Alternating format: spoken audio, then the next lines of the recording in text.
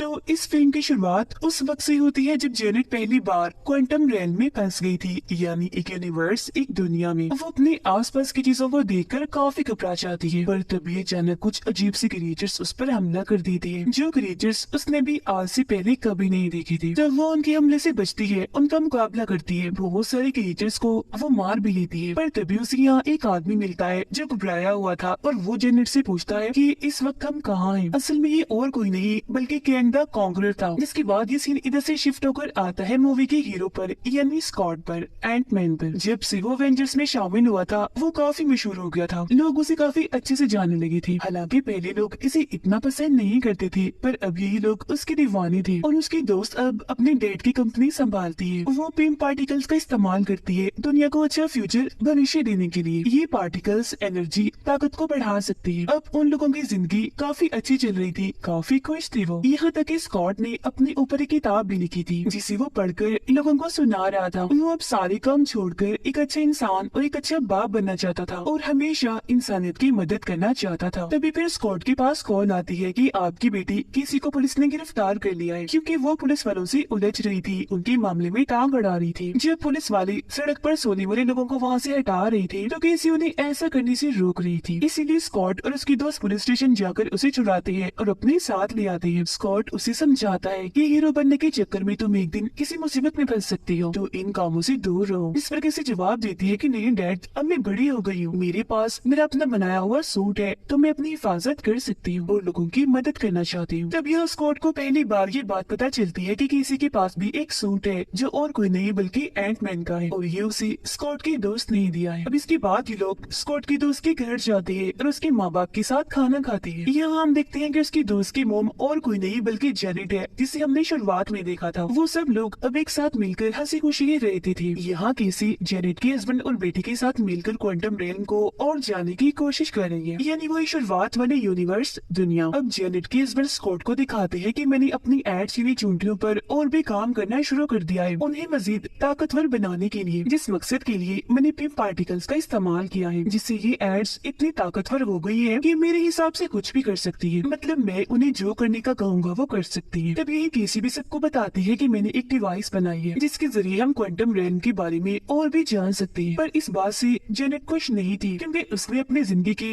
30 साल वहाँ पर गुजारी थी, जो बहुत ही मुश्किल टाइम रहा था, और उन लोगों को इस बात का अंदाजा नहीं था कि क्वांटम रेलम कितना खतरनाक साबित हो सकता है उनके लिए। पर केसी उन्हें तसल्ली देती है कि क्वांटम रेलम के बारे में जानने के लिए हमें वहाँ जाने की जरूरत नहीं है, बल्कि इस डिवाइस की मदद से यही रहकर हम उसके बारे में जान सकते हैं। फिर केसी डिवाइस को ऑन करके एक रेडियो सिग्नल क्वांटम रेलम में भेजती है, जिसकी वजह से वहाँ का सारा डेटा इकट्ठा होकर इन्हें दिखाया जाता है। पर जैसे ही वहाँ से रेडियो सिग्नल का जवाब आता है, तो जेनेट काफी घबरा जाती है और वो उस डिवाइस को बंद करने के लिए कहती है। पर जब केसी नहीं करती, तो वो खुद ही बंद कर देती है। पर तभी अचानक वो डिवाइस एक बार फिर खुद ब खुद ऑन हो जाती है और आसपास के सभी चीजों को अपनी तरफ खींचने लगती है, यहाँ तक कि उन लोगों को भी। इसीलिए वो सब डिवाइस के अंदर चले जाते हैं और एक अलग ही दुनिया में आ गई थी, जो और कोई नहीं थी बल्कि क्वांटम रेलम में थी। इनके साथ ही वो चींटियां भी क्वांटम रेलम में चली गई थी। स्कॉट अपने एंटमैन वाले सूट में आ गया था। वो और उसकी बेटी केसी एक ही जगह पर आई थी और अपनी आसपास देखकर काफी हैरान थे, क्योंकि उन्हें कुछ समझ नहीं आ रही थी कि वो कहाँ आ गए। जबकि जेनेट की बेटी और हस्बैंड अलग जगह पर आए थे, उनके साथ जेनेट नहीं थी, तो वो घबरा गई थी, उसे ढूंढने लगती। और फिर तभी जेनेट यहाँ आ ही जाती है। वो घबराई हुई थी और उनसे यहाँ छुप कर रहने का कहती है, जिसका मतलब था कि वो भी क्वांटम रेलम में ही आए थे, बस अलग अलग जगहों पर थे। उधर स्कॉट भी अपनी दोस्त यानी जेनेट की बेटी से राब्ता करने की कोशिश कर रहा था, पर वो राब्ता नहीं कर पा रहा था। पर फिर भी वो बार बार किसी को ये दिलासा दे रहा था कि हमें कुछ भी नहीं होगा, हम सब यहाँ पर महफूज हैं।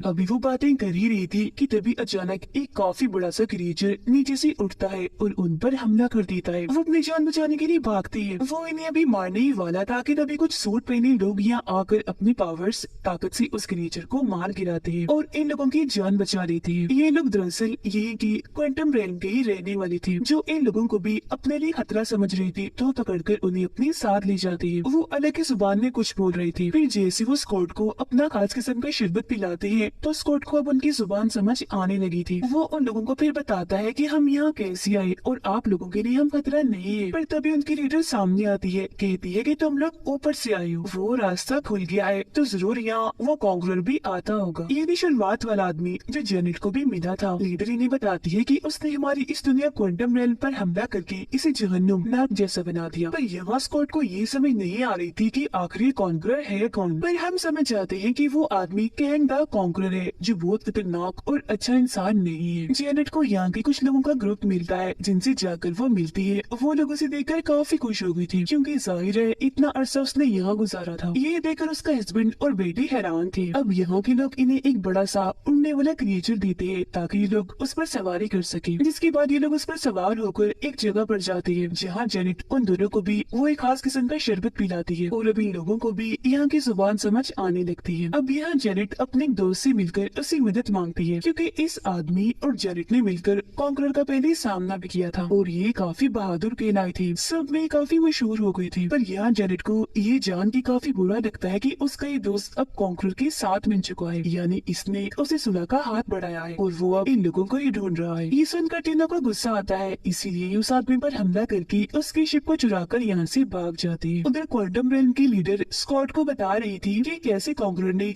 हमारे लोगों को मारकर यहाँ अपनी एक अलग दुनिया बना दी जहाँ उसके बहुत सारे साथी है जो उसकी तरह ही खतरनाक है और जो लोग बच गए वो उसे छुपते छुपाते उसे हराने के लिए हर वक्त लड़ते रहते हैं। अब इतनी ही देर में कैंग द कॉन्करर के लोग इन पर हमला कर देते हैं क्योंकि उन्हें पता चल गया था कि वो लोग इन्हीं जेनेट और स्कॉट यहाँ आ चुके हैं। तभी लोग उनसे लड़ते हैं, उनका मुकाबला करते हैं। हालांकि कॉन्करर की टीम काफी बड़ी थी, काफी बड़ी लड़ाई छिड़ जाती है इनके बीच। कॉन्करर के लोगों ने मजबूत सूट पहने हुए थे और वो आग निकाल रहे थे। इसी दौरान केसी देखती है कि वो लोग यहाँ के लीडर को पकड़ने वाले हैं, इसीलिए वो बगैर कुछ सोचे ही अपने सूट में आकर उसकी मदद करने के लिए चली जाती है। तब ये देखकर स्कॉट को भी जाना पड़ता है उसकी मदद करने के लिए और अब ये दोनों बाप बेटी अपने एंटमैन वाले सूट में आकर उनसे लड़ने लगते हैं और बड़ी बहादुरी से बहुत सारे लोगों को मार गिराते हैं। अभी उन लोगों ने सुकून का सांस ही लिया था कि तभी एक बड़ी सी रोबोट मशीन उन पर हमला कर देती है। वो आग की गोली गिरा रही थी, खतरनाक लाइट छोड़ रही थी और साथ ही तेज बिजली भी, इसीलिए इन लोग अपनी जान बचाने के लिए भागने लगते हैं। मगर तभी वो रोबोट मशीन स्कॉट के सामने आकर कहती है कि तुमसे दोबारा मिलकर अच्छा लगा स्कॉट। जिसके बाद वो मशीन अपना चेहरा दिखाता है जिसे देखकर स्कॉट काफी हैरान रह गया था क्योंकि ये उसका एक दुश्मनी था जिसे स्कॉट ने उसके सूट में ही मार दिया था। तो जाहिर है अब उसके दिमाग में ये सवाल था कि ये जिंदा अब कैसे है। वो भी इन्हें उठाकर अपने साथ ले आता है और बताता है कि उस दिन में मरा नहीं था बल्कि मैं तो क्वांटम रेल में आ गया था जहाँ कैंग द कॉन्करर ने मुझे बचाया और एक रोबोट मशीन बना दिया। मैं यहाँ आने वाली हर इंसान पर हमला करता हूँ। उधर जेनेट अपने हस्बैंड और बेटी को ये कहानी बता रही थी कि जब मैं यहाँ क्वांटम रेल में आई थी तब मेरी मुलाकात यहाँ कैंग द कॉन्करर से हुई। वो भी मेरी तरह यहाँ फंस गया था। उसने मुझे बताया कि मैं अलग अलग प्लैनेट्स पर जाता हूँ पर शिप खराब होने की वजह से मैं यही फंस गया। दरअसल मेरे पास एक ऐसा शिप है जिसकी मदद से मैं किसी भी टाइम लाइन में किसी भी यूनिवर्स में जा सकता हूँ।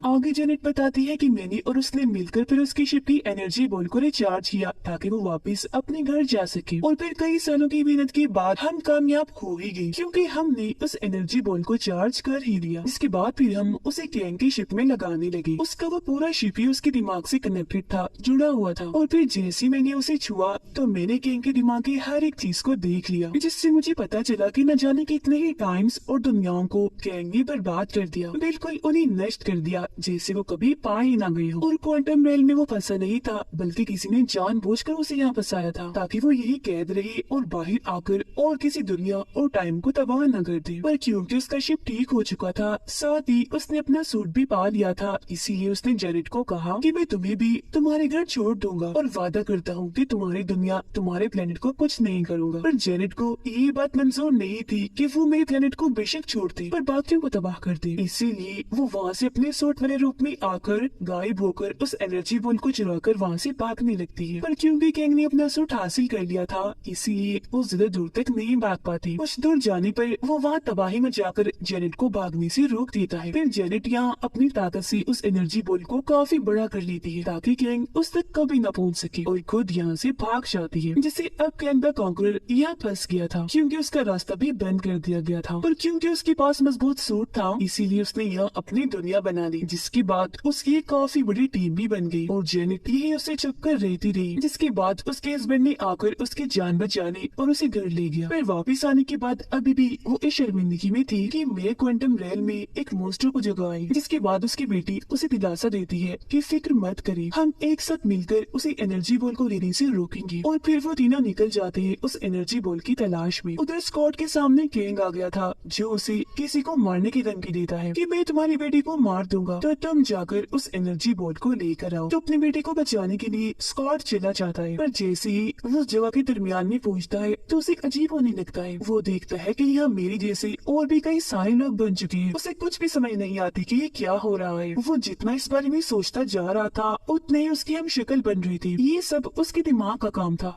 वो ही सब कर रहा था। और फिर स्कॉट जैसे लोगों की क्योंकि यहाँ एक काफी बड़ी टीम बन गई थी तो यहाँ उनके बीच भगदड़ मच जाती है, क्योंकि सारे भागकर उस तरफ जा रही थी जो एनर्जी बॉल है। हर कोई उसे हासिल करना चाहता था, पर इस चक्कर में मेन स्कॉट तो वही नीचे ही दबा रह जाता है। पर फिर वो अपनी सारी हम शक्ल की मदद लेकर ऊपर चढ़ जाता है। ये सारे बिल्कुल वैसा ही कर रहे थे जैसे चींटियां करती है, मतलब कि एक दूसरे के ऊपर चढ़ रहे थे और एक लंबी सी लाइन ऊपर की तरफ इन्होंने बनवानी थी। वो सबसे ऊपर जाकर एनर्जी बॉल तक पहुंचने ही वाला था कि तभी नीचे गिर जाता है, पर तभी इधर उसकी दोस्त आकर उसे बचा लेती है। स्कॉट यहाँ अपनी पावर ताकत से उस एनर्जी बॉल को दोबारा से छोटा बना देता है और तभी इधर जेनेट और उसके हस्बैंड भी आ जाते हैं। जेनेट उसे कहती है कि किसी भी कीमत पर ये बॉल कैंग को मत देना, पर तभी इधर कैंग आकर स्कॉट से वो बॉल छीन लेता है। इस वजह से स्कॉट और उसके दोस्त अपने सूट में आकर उसे रोकने की कोशिश तो करती हैं, पर कोई फायदा नहीं होता क्योंकि वो उन्हें ही गिरा देता है। जिसके बाद वो जेनेट को भी अपने साथ लेकर यहाँ से चला जाता है और उधर उसका हस्बैंड रोबोट मशीन से डरने में मसरूफ था। अपने साथ ले जाने के बाद कैंग जेनेट को बताता है कि जब मैं हर टाइमलाइन में से गुजरा तो मैंने देखा कि धीरे धीरे करके सारे यूनिवर्स प्लेनेट खत्म हो रही है, किसी और की वजह से नहीं बल्कि वही रहने वाले लोगों की वजह से। इसीलिए मैंने सबसे पहले टाइमलाइन को अपने कब्जे में किया और जितने भी प्लेनेट यूनिवर्स मेरे लिए ठीक नहीं थे, खतरनाक थे, उन सभी को मैंने खत्म कर दिया और उन लोगों को भी नहीं छोड़ा जो मेरे साथ थे। अब हालांकि मैंने मिलियन बिलियन लोगों को मारा, पर मुझे इस बात से कोई फर्क नहीं पड़ता। उधर स्कॉट और उसकी बेटी के पास जेनेट का हस्बैंड आता है जिसके साथ उनकी एंट्स भी थी जो पहले से अब काफी बड़ी और ताकतवर लग रही थी। वो फिर इन्हें बताते हैं कि इन चींटियों ने इस क्वांटम रेलम की सालों की जिंदगी मिनटों में बता दी और सिर्फ अपने जहानत की वजह से ही ये ताकतवर और एडवांस होती चली गई। उधर कैंग के गार्ड्स जब केसी को भी ले जा रहे थे कैद करने के लिए कि तभी रास्ते में चालाकी से वो उन गार्ड से खुद को छुड़ा लेती है। उन्हें मारकर वो फिर यहाँ के लीडर को भी आजाद कर लेती है। लीडर केसी से कहती है कि तुम सब लोगों को ये मैसेज भेजो कि हमें एक साथ मिलकर कैंग के टावर पर हमला करना चाहिए, हम उसे हरा सकते हैं। ये सुनकर कैसी किसी तरह वहाँ के सिस्टम को हैक करके मैसेज देती है कि हम दोनों यही है और बिल्कुल ठीक भी, तो आप सब लोग अब एक साथ मिलकर कैंग के टावर पर हमला कर दे, हम उसे हरा सकते हैं। वो सभी लोगों की हौसला अफजाई कर रही थी और उसकी ये सारी बातें स्कॉट भी सुन रहा। जिसके बाद वो सारे लोग एक होकर टावर पर हमला करने के लिए जाते हैं, पर कैंग को भी ये बात पता चल गई थी। वो अपनी पूरी आर्मी के साथ यहाँ से भागने की सोच में था। वो एनर्जी बॉल को अपनी शिप में लगाकर शिप को स्टार्ट करने इन्हें चलाने का हुक्म देता है, पर तभी स्कॉट वहाँ अपने एंटमैन वाले सूट में ही काफी बड़े साइज के रूप में आकर वहाँ हर तरफ तबाही मचाता जा रहा था। वो बिल्डिंग्स को अपने मुक्कों से और पैरों से बड़ी आराम से बर्बाद करता जा रहा था। कैंग की शिप्स उसे ऐसा करने से रोक रही थी, पर वो उन्हें भी बस सिर्फ अपने हाथ से ही साइड पर हटाकर चींटियों की तरह मसलता जा रहा था। वो शिप्स काफी ज्यादा थी कि तभी बाकी के लोग भी इधर आ जाते हैं कैंग पर हमला करने के लिए। वो टावर के काफी पास आ चुके थे। उधर जब रोबोट मशीन किसी को मारने ही वाला था कि तभी वो भी अपने डेड की तरह अपना साइज बड़ा करके जोरदार उसे मुक्का मारती है, फिर और उसे मारकर वही फेंक देती है और कहती है कि मैं तुम्हें एक मौका दे सकती हूँ, अगर तुम चाहो तो सुधर कर एक अच्छे इंसान बन सकते हो। उधर कैंग का शिप बस उड़ने ही वाला था कि तभी स्कॉट उस पर हमला कर देता है और उसके एक एक झटके से शिप के कई सारे टुकड़े हो जाते हैं। इसीलिए अब कैंग भी बाहर आ चुका था अपनी असली खतरनाक रूप में और वहाँ के लोगों को वो मारना शुरू कर देता है अपनी खतरनाक ताकतवर लाइट से, जिसके सामने कोई भी टिक नहीं पा रहा था और वो सारे के सारे दूर दूर जाकर गिर रहे थे। यहाँ तक कि स्कॉट भी आगे नहीं बढ़ पा रहा था उसे रोकने के लिए, उसका हमला वो भी नहीं झेल रहा था। फिर तभी गुस्से में कैंग उसे कहता है कि तुम्हें अंदाजा नहीं मैं कितना ताकतवर और खतरनाक खतरनाक हूँ। ना जाने मैंने कितने प्लैनेट्स यूनिवर्स का खात्मा कर दिया है और तो और मैंने बहुत सारे एवेंजर्स के हीरो को भी मार गिरा है, तो तुम भी मेरे आगे कुछ नहीं। उसके ही कहते यहाँ पर बहुत सारी एड्स आ जाती है जो जेनेट का हस्बैंड अपने साथ लाया था। वो सारी की सारी एड्स एक साथ गैंग पर हमला कर देती है। उनकी तादाद इतनी ज्यादा थी कि गैंग के लिए उन्हें रोकना बहुत मुश्किल था, तो इसीलिए उसने अपने चारों तरफ एक शील्ड बना ली थी ताकि वो उन्हें रोक सके। पर तभी अचानक उस पर रोबोट मशीन का हमला हो जाता है जिससे वो शील्ड टूट जाती है और अब एक साथ सैकड़ों की तादाद में एड्स उस पर हमला कर देती है और इसी के साथ ही रोबोट मशीन का भी खात्मा हो जाता है। तभी जेनेट उन्हें कहती है कि आप सब जल्दी से टावर में आ जाए,